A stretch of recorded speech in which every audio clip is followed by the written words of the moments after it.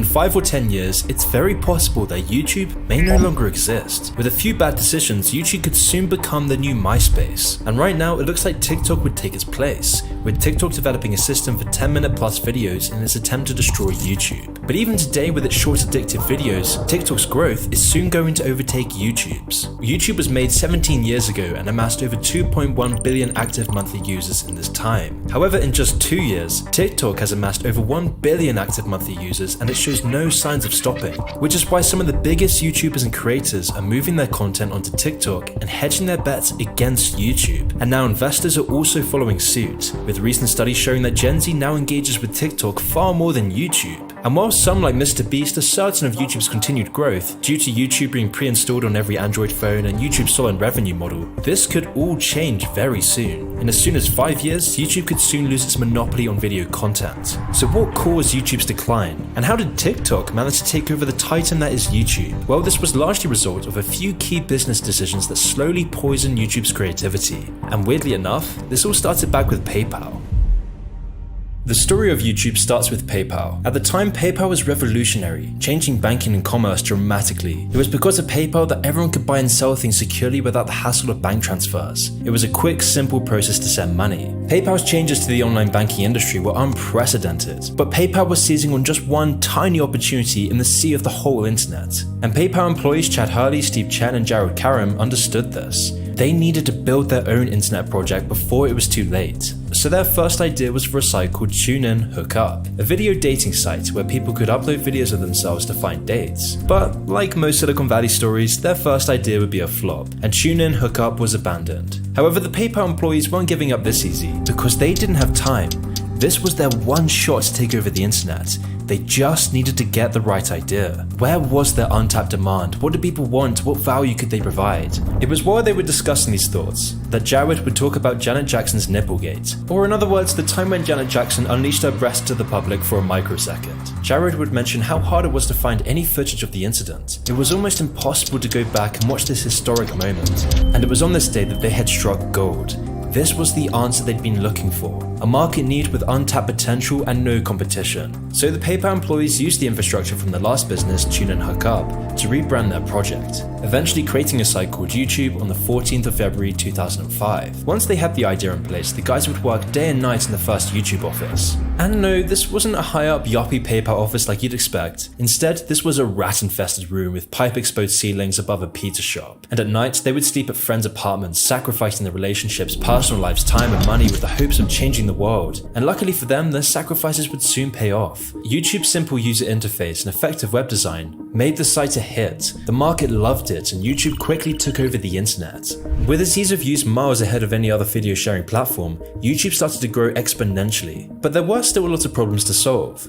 The most pressing of these was the lack of funds. The founders even went into personal debt to pay for the increasing bandwidth YouTube servers used. But in the bigger picture, this didn't matter. YouTube's user base only continued to rocket, with weekly views doubling every week. However, the strategy for YouTube's success was stressful to say the least, because in this time, YouTube's entire success rested on the personal funds of its founders until it attracted enough investors. The plan being that once investors became interested in YouTube, the site's success would then be certain. Although if investors didn't join in time, the whole site would crumble. It was an incredibly intense time to say the least, because YouTube's growth was so big that it was inevitable that investors would jump on board. Or would they? Because even with this impressive growth, YouTube still wasn't impressing investors. Why?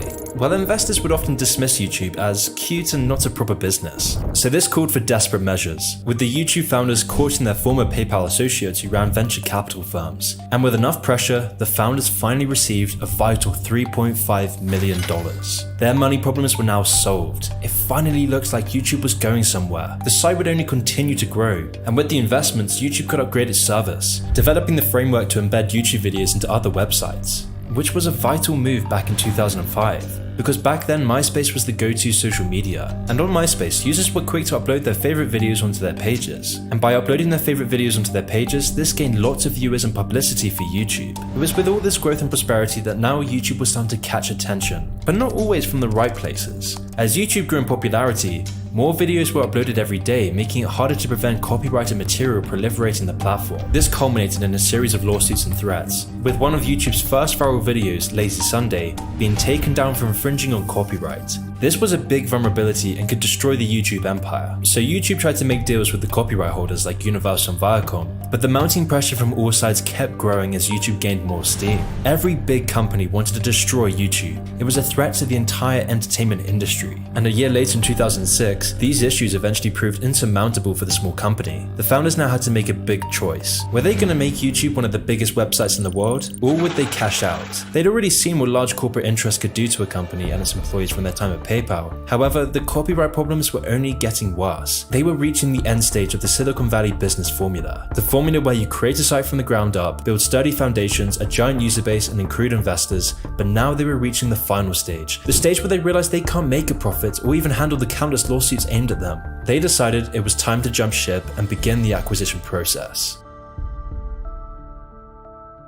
Now it's important I introduce a new character who will become very important later in this video. Her name is Suzanne Wojcicki. Suzanne Wojcicki had been one of Google's first employees back in 1999. Her focus back then in Google was in advertising, and she was damn good at her job, where she would mastermind Google Ads, and eventually AdSense, which became the lifeline of all online creators. But arguably the most impressive thing she's done was convince the Google founders to buy YouTube in 2006. Web giant Google will pay $1.6 billion to gobble up YouTube. Because by convincing the Google founders to do this, Google would end up making one of the best and most profitable business decisions since its founding. And the person behind it all was Suzanne Wojcicki. And so after Google acquired YouTube for a little over $1 billion, the YouTube founders were now multi-millionaires. But this was only the beginning for YouTube. At first, the deal worked perfectly for YouTube. Google would use its power to protect YouTube from copyright issues and handle all of the dirty work, while the founder Chad would continue his role as CEO and grow the company with the original vision. This mix of Google's money and power combined with Chad's vision brought a golden age to the internet, a place where YouTubers could take back power from the corporate media, gaining viewerships that rivaled CNN, Fox, Disney, and the best part was that anyone could do it. You can make a video about everything and anything and gain giant viewerships, which granted YouTubers immense creative freedom, whilst also giving fans the content they wanted to see. Today with YouTube, that everyday people actually are the media. You guys don't just watch news, you make news. This was the core of YouTube, a place where anyone anywhere could express their opinions, creativity, and personality to the world and be rewarded for doing so. Memes, rickrolls, cartoons, parodies, independent news, everything. In fact, without any of this, YouTube would have failed. Because what made YouTube stand out from every other site was the virality and creativity. Viral videos were the main factor for YouTube's original growth, with videos like The Evolution of Dance, Charlie Bit My Finger, David After the Dentist, and more. And with these viral videos getting enormous view counts and worldwide fame, other creators would take notice and flock to the platform and compete for views. Which is why YouTube's slogan was always broadcast yourself. And so with everyone jumping on YouTube for a piece of the pie, YouTube then realized that without them, the site would be nothing. These independent creators were the lifeblood of YouTube. So in December 2007, YouTube launched the Partner Program, which allowed channels that meet certain metrics to run ads on their videos and earn money doing so, thus creating the modern YouTube we see today. Because by incentivizing creators with money, this in turn led to more competition. And it was YouTubers' constant competition for views, doing everything they can for likes, subscribers, and engagement, that gave YouTube far more value than TV could possibly imagine. In fact, this made YouTube so popular that by just 2007 alone, YouTube consumed as much bandwidth as the entire internet in 2000. It was reported that by May 2010, YouTube was serving over 2 billion videos every day, which was almost double the primetime audience of all 3 major US television networks combined. According to figures from market research firm Comscore, YouTube was the most popular online video source in the United States in May 2010, with a market share of around 43% and over 14 billion videos seen. It was clear that YouTube was unstoppable, entertaining users endlessly each and every day. YouTube's growth generated a whole new wave of creativity and birthed a revolutionary period in internet history. This was the internet golden age, incentivizing the best, most creative entertainers to create engaging videos you couldn't find anywhere else. YouTube was undoubtedly the greatest website ever created. It was sending shockwaves around the world. Everything was perfect. Or so it seemed, because YouTube still wasn't actually profitable. Although by now it had attained a massive user base, companies still didn't see the value in running their ads on YouTube. And if YouTube couldn't find money fast, creators wouldn't be able to get paid, and so they would eventually leave the platform. If this issue continued, it would be the end of YouTube. So Google needed someone who could turn YouTube into what the advertisers wanted, whatever the cost for the average user or content creator. And of course, with Suzanne Wojcicki's past performance, she was the perfect person for the job.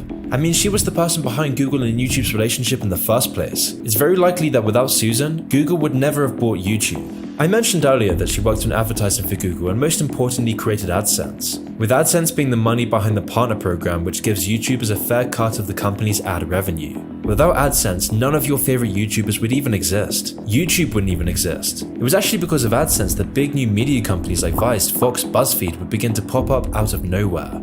And more importantly, it motivated talented people around the world to pursue their creativity and passion for the potential of making bank, which had been evidenced by the huge flow of creators joining YouTube in the hopes of monetizing their dreams. By 2013, YouTube had over 1 million members in the YouTube Partner Program, 30 times that of the previous year. But YouTube couldn't keep this up. With the amount of creators joining the platform, YouTube had to find money fast. You see, one of the main reasons advertisers didn't want to advertise on YouTube was because of YouTube's bad advertising system. The system is called TrueView, and TrueView is what you see when you watch a YouTube video and there's an advertisement with a little skip button. TrueView tests and reports on all the analytics of the advertisement. It's how Google places advertisements on its services. But TrueView at the time was a very perplexing and untested system. It wasn't very precise and it wasn't good enough for advertisers, so Google had to make a major decision. And this decision, whether to pay for advertisers or creators, would have a significant impact on YouTube's future. Google obviously understood the importance of advertisers, so Susan was the perfect CEO, because under Susan, TrueView got refined and YouTube rapidly expanded its ad revenue,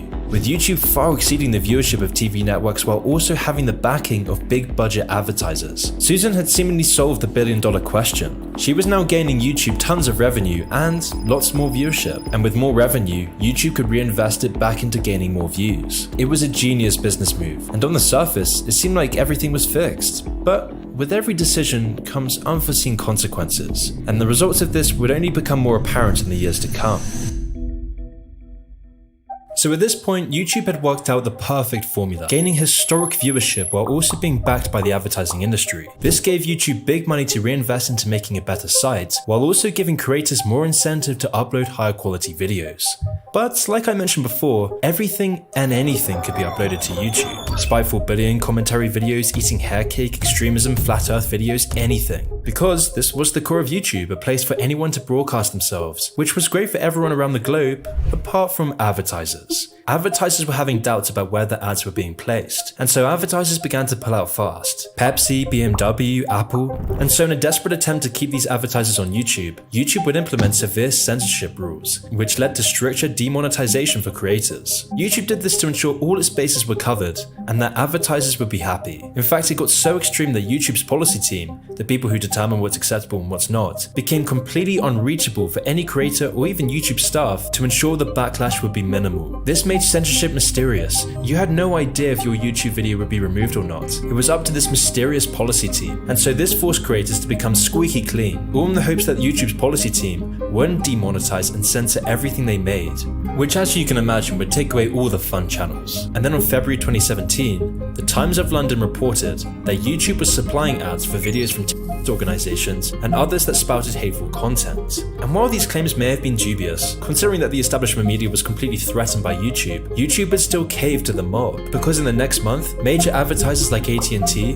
Verizon and Pepsi all threatened to pull ads from YouTube after their ads were discovered to be running alongside content that was, quote, promoting and anti-Semitism. So Suzanne Wojcicki would have to take some drastic measures, working with advertisers to specifically ensure that all their ads were placed on specific types of content and creators. And now this might sound reasonable, and it may have been the only option for Suzanne Wojcicki, but by doing this completely disconnected YouTube censors with YouTube creators and their audience, which slowly began to destroy everything that made YouTube. But back in this time, there was no real competition with YouTube. YouTube had the monopoly on video content, it was indestructible, and so they could kind of do whatever they wanted, and every creator would have to follow their orders. And so YouTube would go extremely hard on censoring and demonetizing videos. This period would later become known as the first adpocalypse, where nearly all creators would suffer the consequences, having countless videos that were once monetized removed from the monetization program. In some cases, due to the new content policies, many videos would be taken down and the channels that uploaded them were issued community strikes. And once 3 community strikes were issued,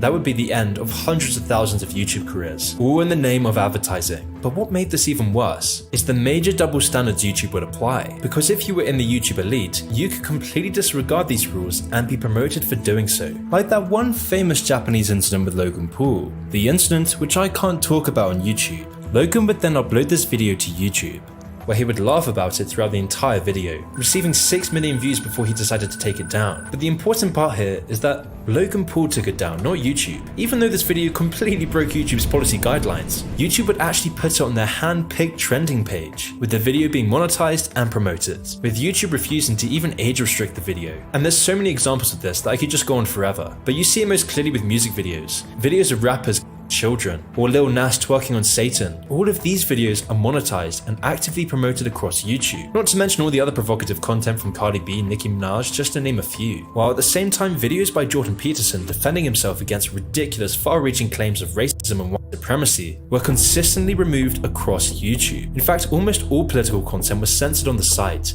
demonetized, striked, and censored into silence. Unless, of course, you weren't an independent creator. Because the only way to not be silenced or demonetized for political opinions is to have the right political opinions with the right corporate backing. If me or any other independent YouTuber were to speak about controversial news events, my channel would likely be striked, posing a serious risk for my channel being completely deleted. And I'm not exaggerating, because even videos like my tragic tale of Kanye West video got demonetized with a manual review for no reason at all. Or like when you do pass YouTube censors to discuss things like a quote, digital ID codes, you can soon become a massive target. This happened to me in December when I posted a video on the metaverse and digital ID codes. In 7 days, the video had reached 1.9 million views, outranking all other videos on the same topic. But then after receiving criticism for my opinions, the YouTube algorithm switched off the tap completely. YouTube buried the video. You couldn't find it on any search results. It was completely blacklisted. And this happens to creators all the time on the platform. This isn't just me. People like Brett Weinstein have been struck multiple times for discussing such issues. However, if you're one of the late night Jimmies, you have a free pass to talk about anything you wish. Or if you're the establishment media, you'll always be given preferential treatment, always being artificially pushed by YouTube. And this isn't just happening to political videos, it's happening to all creators across the platform. A few years ago, PewDiePie was shadow banned from YouTube for no apparent reason. Filthy Frank's most viral videos all got removed from not abiding YouTube's content guidelines, even though at the time they followed all YouTube's guidelines. Leafy is Here's YouTube channel got terminated in 2020. Even Sky News Australia, a mainstream conservative news network, was banned for over a week following the airing of a presentation of, quote, unconfirmed theories on the new virus. In fact, just a year ago, if you spoke about a certain lab, you would be entirely scrubbed from the site. Even the President Donald Trump was banned from YouTube. And even independent film creators like Rucka Rucka have all their videos demonetized. And this isn't a conspiracy theory. In fact, YouTube's inner workings are quite public to almost all YouTubers, with the content guidelines for YouTube changing at least once every 3 months since 2020, becoming stricter every single time. That's why content that might have been acceptable just a few years ago now all of a sudden gets taken down or demonetized just because a new version of the algorithm changed a fraction. By doing this, it marks a dramatic change in YouTube's core foundation. YouTube's really no longer for anyone and everyone. In the words of Philip K. Dick, the basic tool for the manipulation of reality is the manipulation of words. If you can control the meaning of words, you can control the people who must use the words. By making these decisions, YouTube was going against the free speech utopia that YouTube was so destined to achieve. And by doing this, YouTube created a huge gap in the market, a gap that would soon be filled by a random lip-syncing site called TikTok. Now, it might seem premature to say that YouTube is going the way of MySpace, but all the factors that led to the downfall of MySpace are exactly the same forces working against YouTube today. Back in 2009, Facebook overtook MySpace in active users and controlled the market, completely destroying MySpace. A commonly given reason for this was that MySpace's huge dip in popularity came from corporate interests. and due to the site's outdated business model. In 2006, Google had pledged $900 million in an advertising deal with the social media giant, but with the mass introduction of adverts on MySpace, combined with an already poorly managed UI, and MySpace quickly became an ugly, old-fashioned site. This made Facebook the more viable option for users. However, the problem was about much more than just UI. The real main problem was that adverts got so bad on the site that it started to get in the way of the function of the site. MySpace was now focusing on the experience for advertisers and not on users. And there are scarily a lot of parallels between MySpace and YouTube. Another key factor for MySpace's downfall was that MySpace couldn't capture a younger audience. At the time of their rivalry, one of Facebook's main strengths was its ability to capture a younger audience than MySpace. And TikTok is exactly the same as this, with its audience skewing much younger than YouTube's aging user base. And the problem with an aging audience is far more catastrophic than it first may seem. One of YouTube's main draws is its kingmaker ability for young content creators. Back in its golden age, the prevailing culture on YouTube was one of creativity, excitement, and virality. Anyone can make it big on the platform with just one viral video, which would then be the catalyst for a long and successful career on the site. But this isn't the case nowadays, with most new internet stars coming from TikTok or other sites rather than YouTube. YouTube sealed their own fate in this respect with their demonetization of new creators playing directly into TikTok's hands. All of these factors, just as they led to MySpace's demise and Facebook's rise, will lead to TikTok supplanting YouTube, and the process is already underway. It took YouTube 17 years of staying ahead of the curve to gain its 2.1 billion active monthly users. However, TikTok, in just 2 years, amassed over 1 billion active monthly users, and it shows no signs of stopping. And at first, it may seem that these sites aren't competing. After all, TikTok's famous for its short videos which reward creativity and humor. You don't really get in-depth videos on TikTok. And seeing as its maximum video length is only 3 minutes, TikTok doesn't really seem to be competing with YouTube's traditionally longer form content. However, this is changing from both sides. YouTube's been putting more and more of their focus into YouTube Shorts, which is why you're now starting to see most of your favorite YouTubers use YouTube Shorts, as this is a desperate attempt to crush TikTok's competition. However, TikTok, on the other hand, is now trying to extend their maximum video length to 10 minutes. These moves by both companies are putting the platforms in direct competition with each other, because users usually stick to one platform. And with TikTok's much faster growth and younger audience, it seems like this battle can't be won, and TikTok's move into longer videos will create even more problems for YouTube. Since YouTube's always had a monopoly on music videos, if you're an artist and wanted your music video to get really any amount of attention online, it had to be on YouTube. Music videos are also one of the main draws to the site. 9 of the top 10 most viewed videos on the site are some sort of music video. YouTube has also based much of their monetization around music videos. Quote, 91% of YouTube music users have watched a related YouTube video beforehand. This all means that if TikTok starts to erode YouTube's dominance of the music video market, it could take away a large proportion of YouTube's user base as well as its income. This is yet another way that TikTok will gain ground on YouTube in the years to come. But the final and most important nail in the coffin is YouTube's corporatization that has pushed YouTube's creative edge into the ground. Right now, TikTok is taking away the very pillars that made YouTube so successful, because TikTok makes it far easier for any user to go viral without any prior following. It provides anyone an audience with millions without shadow banning or censorship. Anyone can express their opinions on TikTok, unless it's about the Chinese government. This is why 13 TikTok accounts now reach 1 million followers a day, compared to YouTube, where only 5 YouTubers reach 1 million a day. Because TikTok makes it far easier to become famous. All you need is a good song and use TikTok's own editing tools and you can become a viral hit. Whereas on YouTube, it takes months and years to gain anywhere near the traction of a simple TikTok video. And with TikTok's incredible user interface, insidious algorithm, and short dopamine-sucking videos, TikTok has become a far more addictive app, with the average TikTok user spending 52 minutes a day on the app, while the average YouTube user only spends 11 minutes and 24 seconds on the app. It seems very apparent that by YouTube's silencing of opinions, demonetization of creativity, and the promotion of corporatized media and advertisements on its platform, and YouTube is now driving away its creators and audience. Which is very sad, because unlike most other social media sites, I truly believe that YouTube is good for society. I'm very grateful for the opportunity that YouTube has provided me personally, but overall, its actions are ruining the platform. And TikTok, I regard in much worse regards, is now taking over. And understandably so, because TikTok is a newer and more updated way to broadcast yourself. It is doing what YouTube's forgotten. And sadly, by this point, I'm not even sure if there's a solution for YouTube this time. Suzanne Wojcicki, while making YouTube the success it is today, may also be the main reason for its downfall.